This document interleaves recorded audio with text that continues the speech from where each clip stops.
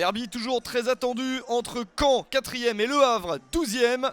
Des Canets qui évoluent toujours sans leur meilleur buteur, Duhamel blessé. Autrette, l'un des passeurs et recrues de la saison, n'est pas là non plus. Côté havrais, Saïs est toujours suspendu. Mesloub et Rivière sont deux titulaires très importants qui sont blessés. Deux équipes légèrement handicapées donc pour aborder ce derby très important. 16 matchs en Ligue 1 ou en Ligue 2 entre ces deux équipes dans les années les plus récentes, pour un bilan très positif en faveur des Canets qui débutent bien. La frappe de Jean Calvé et c'est sauvé par Zachary Boucher.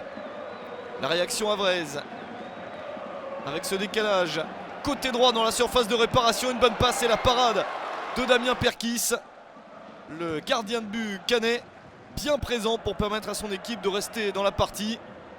Des Havrais entreprenants à l'extérieur qui se montrent à la hauteur. Ils n'ont pourtant gagné aucun match à l'extérieur depuis le début de la saison, mais ils n'en ont perdu qu'un seul pour 3 matchs nuls. Encore une très belle opportunité, toujours un excellent Damien Perkis. Les Canets ont du mal à se montrer sous leur meilleur jour. À la mi-temps, 0-0 et les sifflets du stade Michel Dornano. Le Havre est invaincu depuis 6 matchs, 2 victoires sur les 3 derniers matchs, dont le Ténitruant 6-2 contre Lens. Mais en seconde période, ce n'est plus du tout pareil. Les Canets se montrent sous leur meilleur jour avec un Faisal Fajr beaucoup plus entreprenant.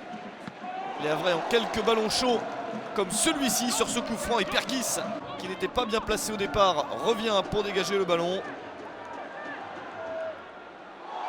Encore un bon dribble dans la surface et Riyad Mahrez qui essaye de passer sans succès.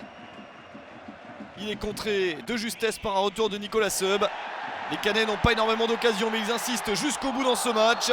Attention à ce contact dans la surface de réparation. Fodé Koïta s'effondre et le penalty accordé à Caen par Johan Hamel.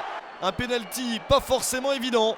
Il y a du jeu épaule contre épaule, mais Fodé Koïta est considéré comme ayant été gêné pour faire sa frappe. C'est Faisal Fajr qui peut offrir la victoire à son équipe à la 84e minute. Et c'est fait. Zargo Touré a pris un carton rouge pour une faute qui n'était pourtant pas la plus grosse du monde. Et derrière, Faisal Fajr réussit à marquer le but de la victoire, son 2e but de la saison. Fin de match que les Havrais vont contester, et pourtant le succès est validé pour Caen. Les Canets remportent le derby 1-0 contre le Havre.